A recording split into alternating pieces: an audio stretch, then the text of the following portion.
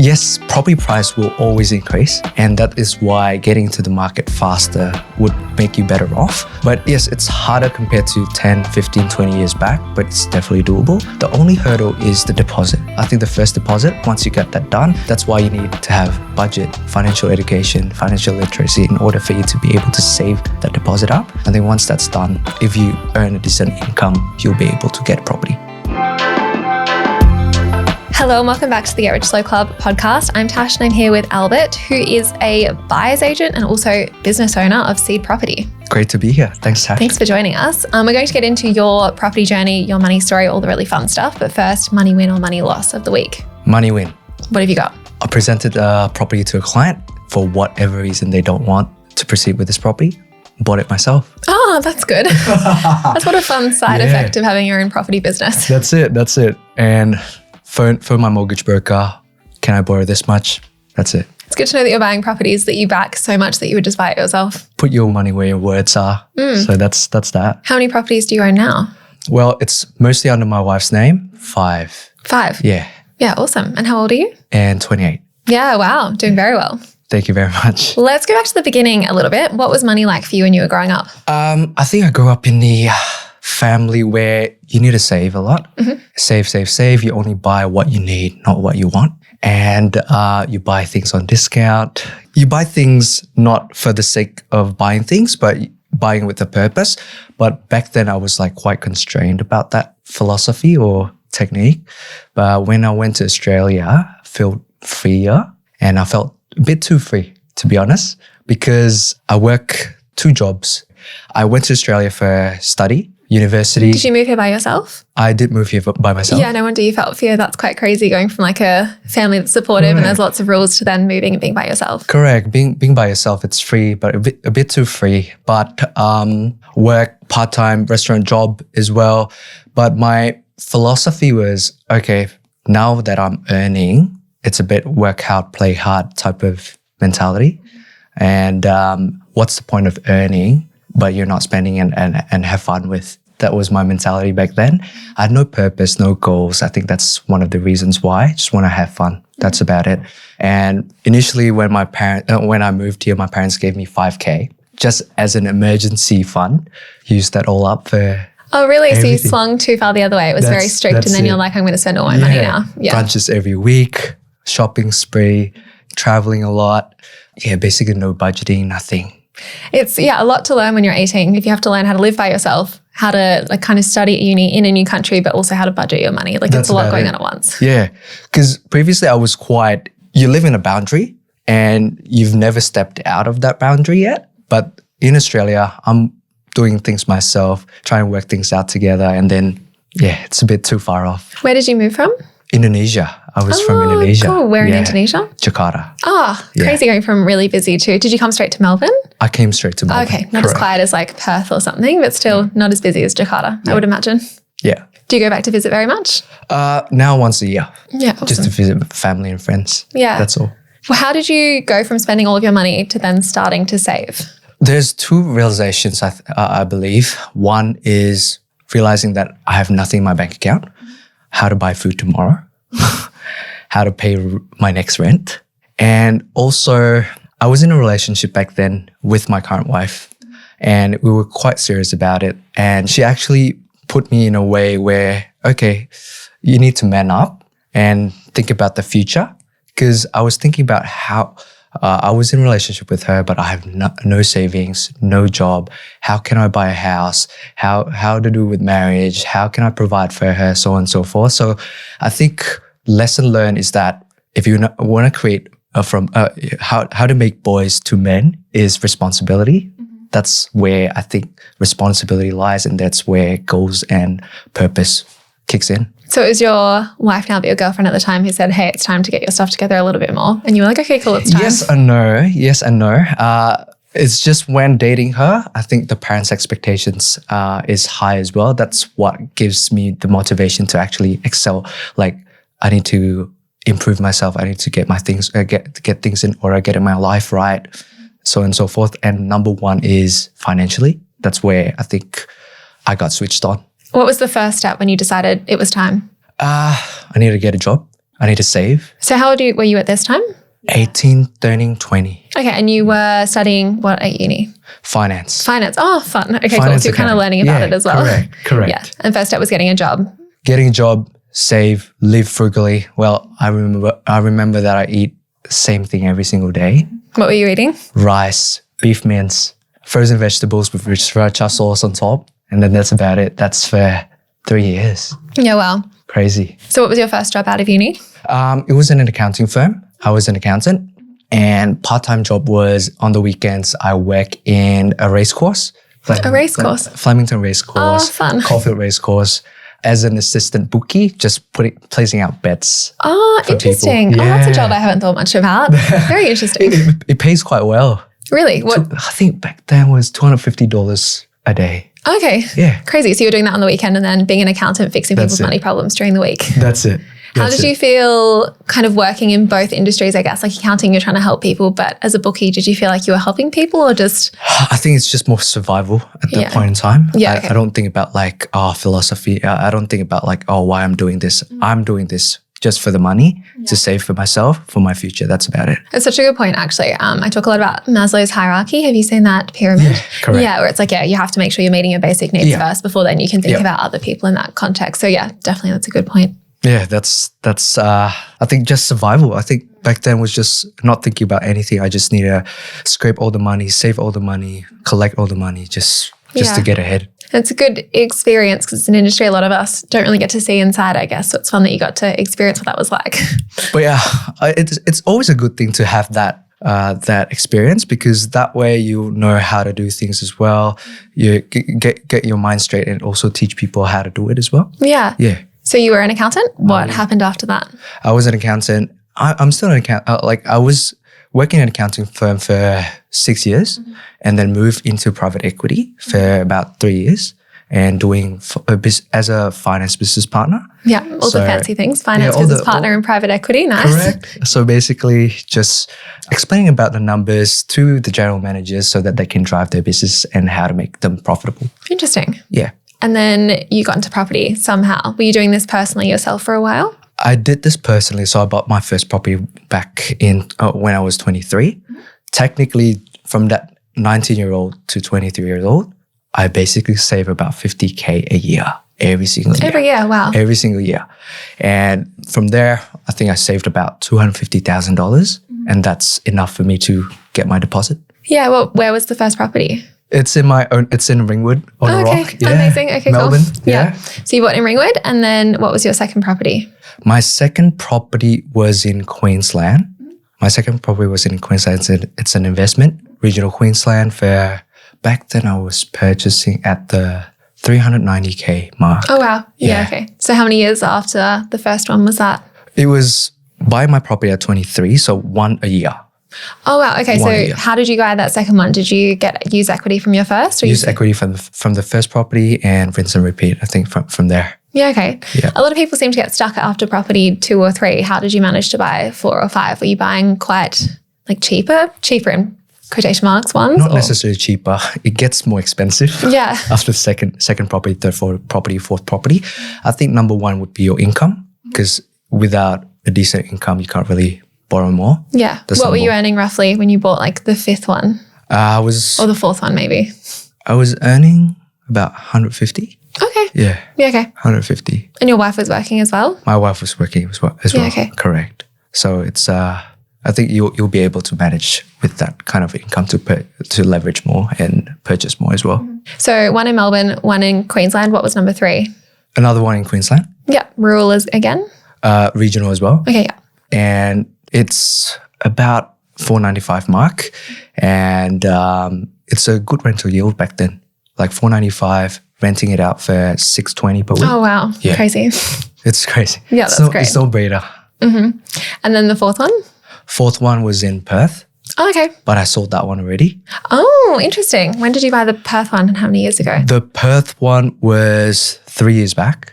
And you sold it? I sold it because it's increasing massively. Yeah. So I sold one to purchase another one in Melbourne. Okay. How much was the Perth one? The Perth one was at the 500K mark. And how much did you sell it for? 650, Yeah, okay. just within 1 year. Crazy. Crazy. Yeah, that's wild. Yeah.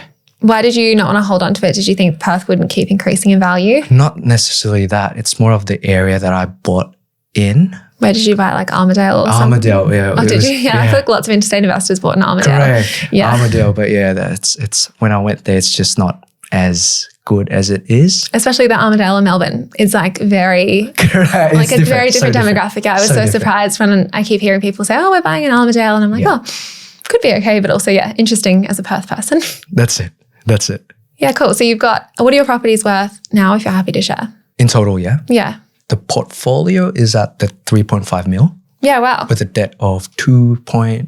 Mm-hmm. Yeah, amazing. Congrats. So equity about 1 mil plus. Yeah. Yeah. What's your plan for the future? Are you planning on diversifying into other assets, buying more property? Not necessarily. I'll just buy and hold now because my goal for investing is not for the sake of buying property, as a sport, but it's more of like, this is my philosophy of investing. You need to have a goal and a purpose. My goal and purpose is to be debt-free and to pay off my PPOR as soon as possible, not waiting till 30 years. I want to make it, okay, I want to pay this within 10, 12 years. And how to do that? Leverage my investments first, let it grow, and sell my investments to pay off my mortgage. That's about it.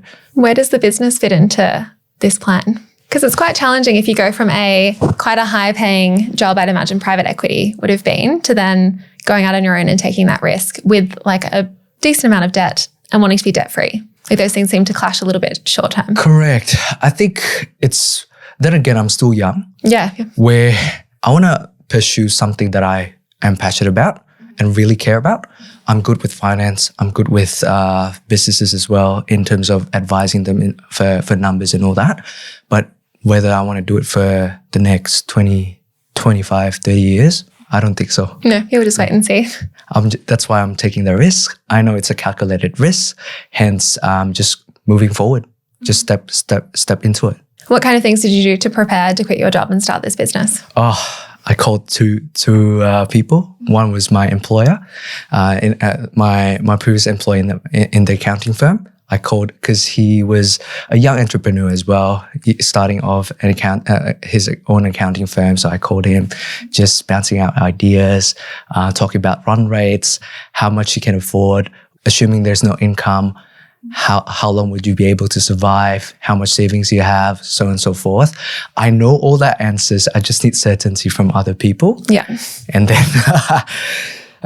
then I think it just seems right for me because I think starting your own business, it's always a fear factor. And especially in Australia, what you're taught is, get into uni, get a high income and be stable for the rest of your life. But I feel like you just need there's no risk and reward from there, I feel like. And then that's where, okay, I have my safety buffer saved up. I just need to get my foot on the ground, knowing that if I put more input, output would flow as well. Just focus on providing value and then think the outcome will flow as well. Yeah. How did you get your first client? Family friend. Perfect. Family friend and Instagram, socials. Yeah, you got clients straight away from Instagram. Correct. Amazing.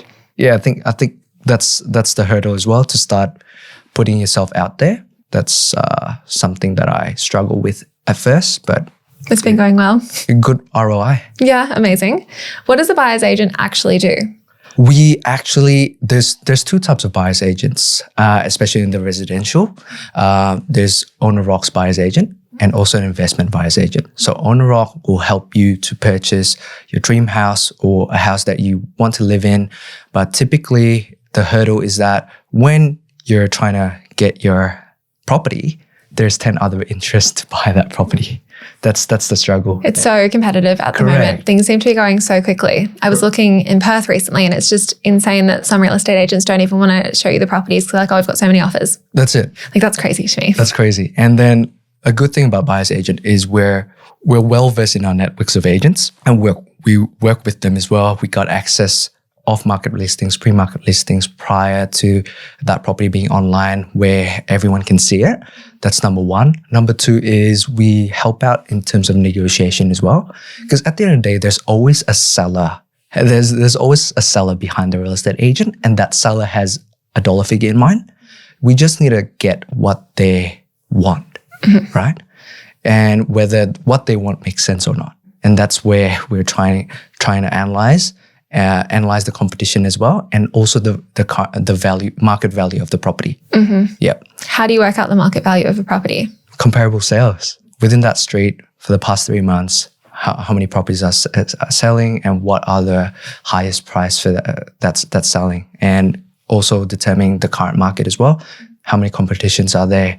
Okay, I think the current market value would be about this much. Yeah. Why would people sell off market? Because I feel like that's a bit of a buzzword that a lot of buyers agents use online. Yeah. But why would people even decide to do that? It's because they wouldn't want to spend out advertising or even move out first. It's easier for them to actually sell off market. Okay, let's say I have a home. I want to sell my home, but I still want to live there. I say to the real estate agent, hey, I'm planning to sell. Can you please sell it off market while I'm still living there? And then that's without hassle. You don't have to advertise. You don't have to show your property first, so on and so forth. If there's interest, that's where you would show your property then. Yeah. Yeah, and especially if you're saving on real estate fees, because I've heard they can be very expensive. Correct. I think even off market, they still pay real estate agents because they're still... Real estate agents, but not realestate.com. Not realestate.com, yeah. Yeah, because I've heard it can cost a lot of money to actually just put it on their website. I think it's about $2,000, I think. Yeah, all these small fees that definitely add up.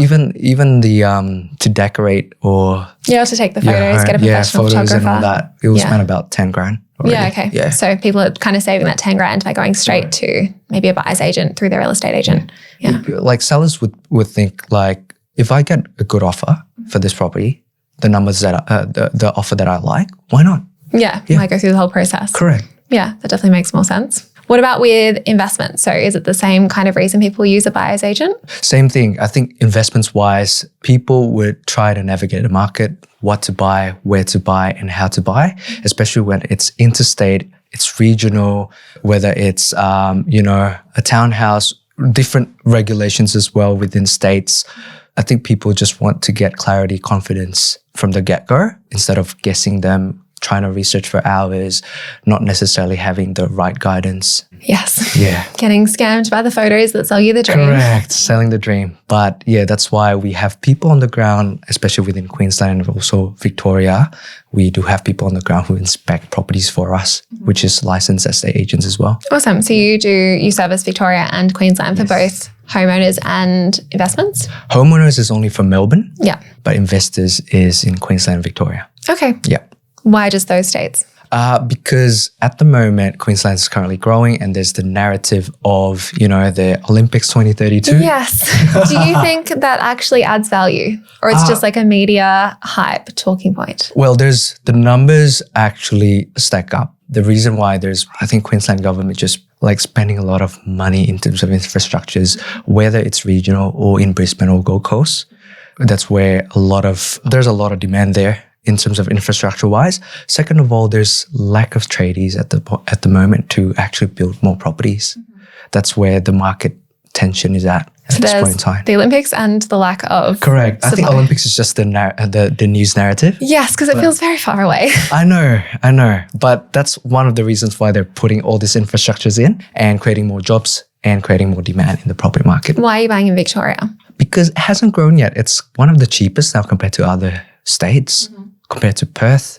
Yeah, I was looking at that. It was pretty crazy when Perth was more expensive, but I think Melbourne's just become more expensive, the median, instead of Perth now. Correct. Yeah. And even compared to South Australia as well. Yeah, it's crazy, yeah. South Australia, $1 million in South Australia, that's insane. And you still can get properties, a good property, good suburb in Melbourne for $850,000. What do you think about people who are worried, or what do you think about the state debt, I guess, in Victoria? Is that something that concerns you?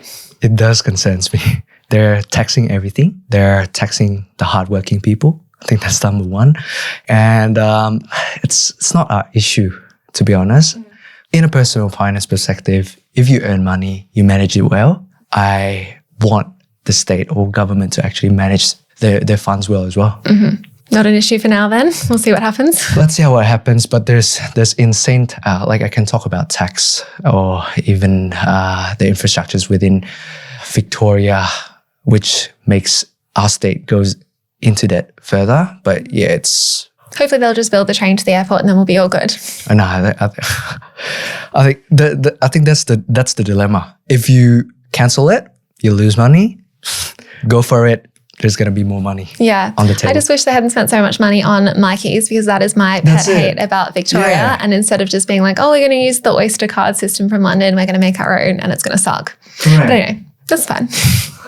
The state seems to be doing well despite all of that kind of stuff, because I guess, they're always find a way. Yeah, I think they'll always find a way. And it's just a concern that it's a negative to the Victorian people, because we work hard and they tax more, even in land tax, or even they're trying to increase potentially a bedroom tax as well. Yeah. For that, I feel like that wasn't actually true. It was just like a media scare story. I think it's a little media scare, but it's I think roaming around as well. Yeah, all things that they'll consider. Yeah, definitely. What advice do you have for younger people who are looking to get into the property market, but they're feeling very disheartened at the moment? They keep missing out on auctions maybe, they keep getting outbid, the properties keep going over their borrowing capacity. Do you have any advice for them? So if you're missing out on properties, probably number one to check is don't follow the price tag, because the price tag may mislead you. For example, especially for auctions, right? I went to auction the other day in Melbourne. The price tag was 620 to 650K, right? I know the property value is at least 710K, right? So that's already a 50K difference from what the actual value versus the price tag. How to value the property, go for comparable sales, you'll see. And also analyze the demand. How many interests are there? Who are buying? Are they investors, first-home buyers, downsizers? Because they have different budgets as well. Especially at auction, put a buffer 10, 20% on top of the current value in order for you to be able to get the property. What's your advice for someone then who feels like everything is just kind of out of their reach? Yes, property price will always increase. And that is why getting to the market faster would make you better off. But it's harder compared to 10, 15, 20 years back, but it's definitely doable. The only hurdle is the deposit. The deposit is only the hurdle. I think the first deposit, once you get that done, that's why you need to have budget, financial education, financial literacy in order for you to be able to save that deposit up.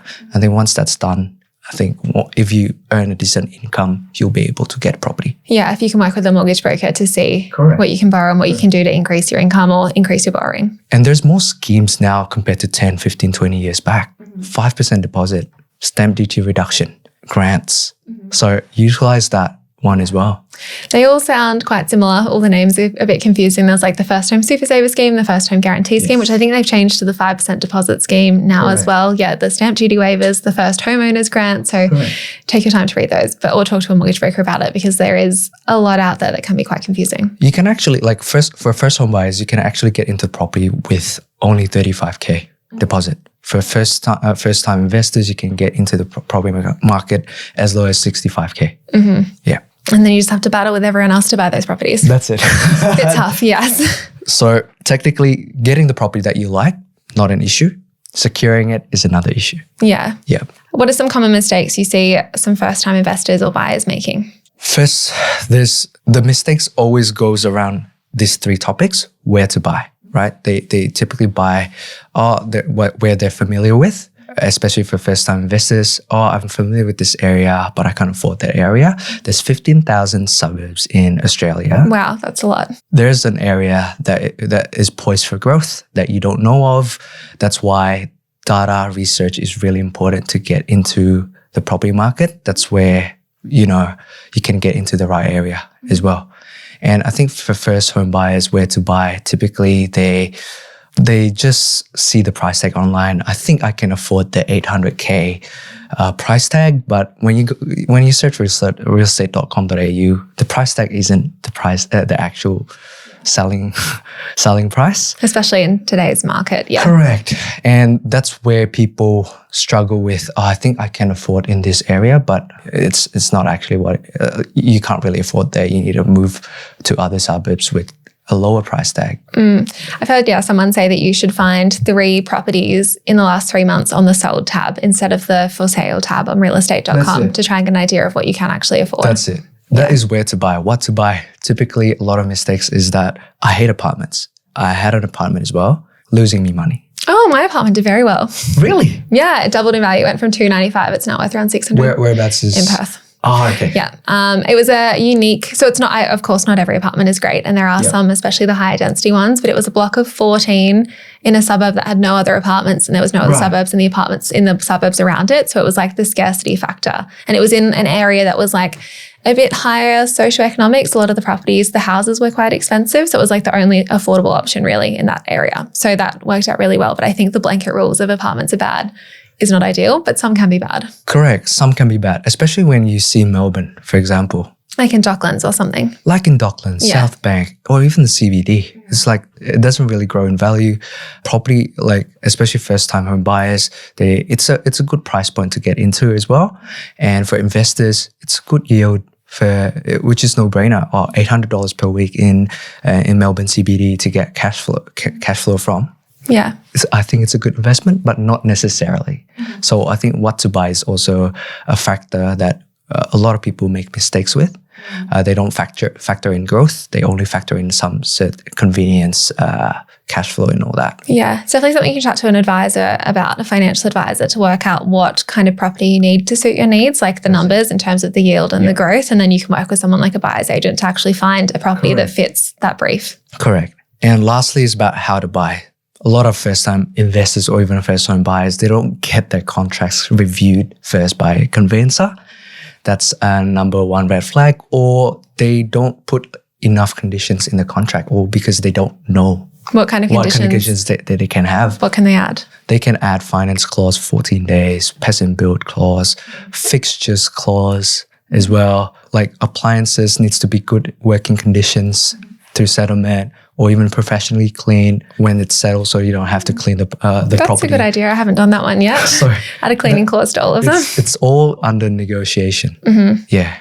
Do you find people might miss out on a property if they put too many conditions in there? Yes, that's why you need to analyze the competition first and see what works for the vendor and what makes it intriguing. So sometimes you can actually put a lower price tag or put an offer lower in terms of price, but give good conditions, or vice versa. Yeah. Yeah, it's a tricky one at the moment. Lots to consider, but I guess that's why buyer's agents are definitely very valuable. Correct. Where can people find you if they want to learn more about you or your company? They can find me through Instagram, seedwealth.au. We post property education because we're trying to help out the next generation, 20-year-olds to 45-year-olds to actually get into the property market, young people, young professionals, young families to get into the market. But the only way to do that is through financial education or even property education. To learn more about it, definitely. To end off, what does financial independence mean to you today, and what's next for you on your journey? So financial independence for me is running your life not based on money, not controlled by money, but you can not pursue money in your life, but actually pursuing the other four things, which is faith, looking something greater than yourself, family, and because that will build your marriages, build your kids as well, because that will determine the next generation, your friends, your community, and also give value to others through your work. Oh, I loved that they're almost all F's, but not values. Yeah, but that's I know. fine. Close. I can't figure out the other F. Yeah, that's fine. That works really well though. So faith, family, friends, and work. Provide value. Correct. Yeah. But yeah, have a purpose, have a goal. Yeah, nothing. I don't want life to be revolved around money. Let money be a tool to expand your life. I love that. To do all the things that you want to do. Correct. Amazing. Thank you so much for joining us. Thank you very much, Tess. Thanks for having me. Thanks so much for joining us. If you found this episode helpful, please rate us 5 stars, write a review, or share with a friend. If you're new to investing, make sure to listen to our first 10 episodes. Follow us at Get Rich Slow Club or Tash at Tash Invests, or me at Ana Cristina. The Get Rich Slow Club podcast is a collaboration between Tash Etchman from Tash Invest and Ana Cristina from Perla. Knowledge is power, especially when it comes to investing. So make sure you check out our financial services guides and read the product disclosure statement and target market determination for any investments you're considering. See our show notes for more info. Any advice is general and does not consider your financial situation, needs, or objectives, so consider whether it's appropriate for you. This show was brought to you by Natasha Etchman, who is an authorised representative 1299881 of Guideway Financial Services, AFSL 420367, and Perla, who is an authorised representative 1281540 of Sanlam Private Wealth, AFSL 337927. The Get Rich Slow Club acknowledges the traditional custodians of the land we record on. From coast to coast, across land, waters, and communities, we pay our respects to elders past, present, and emerging.